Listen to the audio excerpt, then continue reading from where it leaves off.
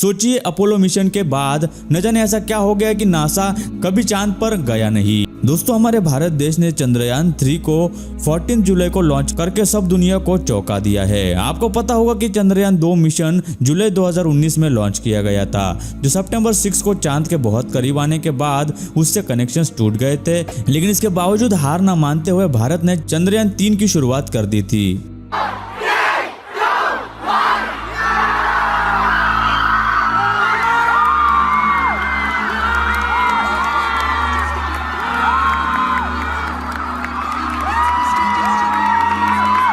चंद्रयान 2 के फेलियर के बाद एक कमेटी बिठाई गई जिसका काम था कि यह पता लगाना कि चंद्रयान 2 क्यों फेल हुआ। जांच में यह पता चला कि चंद्रयान के लैंडर के डिजाइन में कुछ चेंजेस किए जा सकते हैं, जिसे चंद्रयान 3 में इंप्लीमेंट किया गया, जिससे कि ये चांद पर सेफली लैंड कर सके।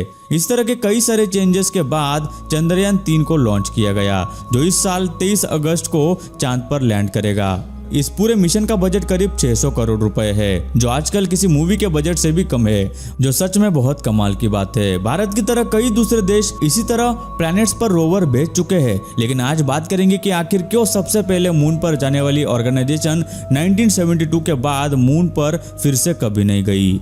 सोचिए अपोलो मिशन के बाद न जाने ऐसा क्या हो गया कि नासा कभी चांद पर गया नहीं। माइकल साला, जो अमेरिका के स्पेस एक्सपर्ट है, कहते हैं कि 1969 में अपोलो मिशन के दौरान जब एस्ट्रोनॉट्स ने मून पर लैंड किया था तो उनके रेडियो पर 1-2 मिनट का गैप आया था, और उन 2 मिनट्स में वहां क्या हुआ और उन एस्ट्रोनॉट्स ने क्या देखा ये किसी को नहीं पता।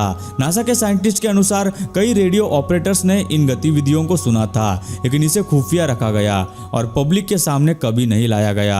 माइकल का कहना है कि एस्ट्रोनॉट्स ने चांद पर रहस्यमय चीजें देखी थी, जिसमें 3 स्पेसशिप शामिल थे।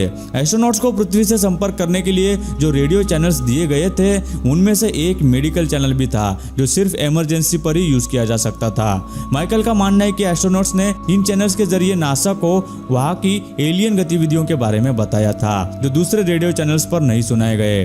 बात यह है कि जब आप एस्ट्रोनॉट्स के मून से वापस आने की बात की फुटेज देखेंगे तो आप देख सकते हैं कि मून पर जाने वाले पहले इंसान जिसको खुशी होनी चाहिए थी, वो खुशी मनाने के बजाय सर झुका के बैठे थे, जैसे कि वो किसी बात से निराश हो।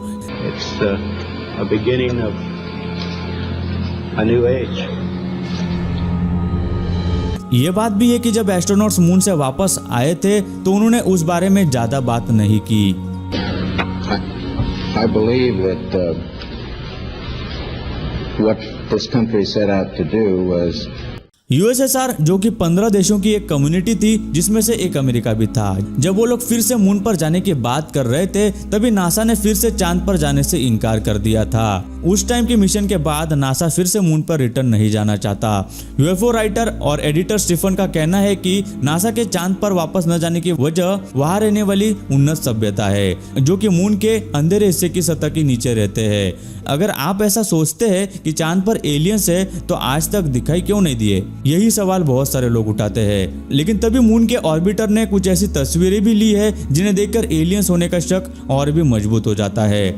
जैसे कि आप देख सकते हैं कि ये पहाड़ जैसी इमारत चांद पर होना कोई मामूली बात नहीं, क्योंकि ये कोई आम पहाड़ नहीं लगता। इसका आकार एक पिरामिड की तरह है, जो चारों कोनों से एकदम सटीक है, जैसे कि आप परछाई में देख सकते हैं। तो आखिर ये पिरामिड स्ट्रक्चर चांद पे कैसे बना होगा? साथ में अब आप इस फुटेज को देख रहे हैं, उसमें टनल जैसा कोई कंस्ट्रक्शन दिखाई दे रहा है, मानो वहां कोई अंडरग्राउंड माइनिंग का काम चल रहा हो।